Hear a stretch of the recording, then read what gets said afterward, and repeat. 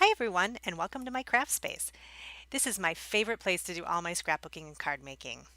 It's evolved over many years from plastic storage boxes and a small desk to a more organized area. I currently have a corner of a storage room in my basement, and this works for me because I like to have everything within arm's reach and mostly out so I can see my supplies.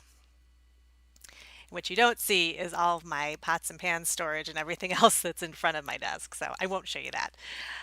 These metal shelving units are out in the open and they're great because they're nice and sturdy and can always be repurposed if I decide to change things around. I do have a couple of furniture pieces I use for items that are less used, but I still want easy access to, and I'll talk about those a little bit later. I love this big pegboard along the back wall of my area. It's useful with all the shelving for my stamps, but it's also great just for displaying things for inspiration. I like to change it around a lot. I have a lot of little things that I find at Hobby Lobby and places like that. And my favorite is the create sign. I think I found that at Hobby Lobby and I just like all the bright colors. And I always like to have cheerful color and it just kind of gives me ideas as I'm creating cards. So I thought I'd give you an overview of my favorite ways to keep my space clean and organized. And I'm doing this in three parts. So today I'll show you stamp storage and stencils.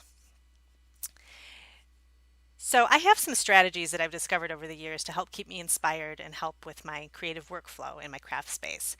And one strategy I learned was to really pare things down. The fewer choices, the better. I've been crafting for close to 15 years, so I've collected a lot of supplies. Certain products like colored pencils, watercolors, other mixed media, I could never quite get the hang of using.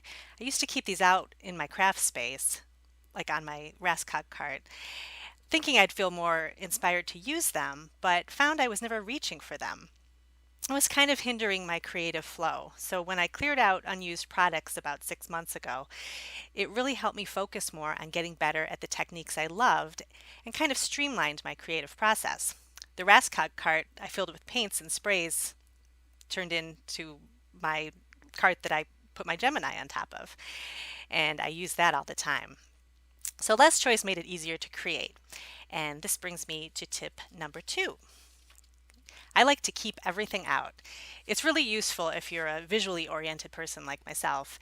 And my most used products such as stamps, dies, stencils, and paper are out and ready to be used, with some exceptions, which I'll talk about later. I keep my dies right next to my Big Shot on top of my Alex drawers.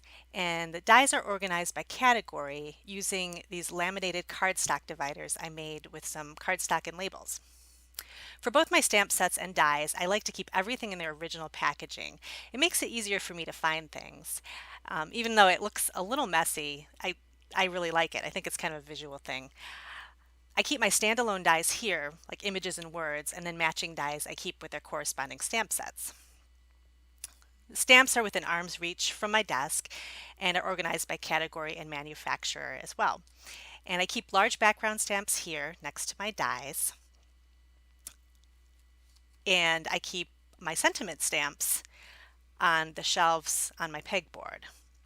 So I have things like get well, stamps, encouragement, friendship, anything that just has mainly words on it, I like to keep on these shelves. Then I know if I just need a quick sentiment, I can flip through and find what I need.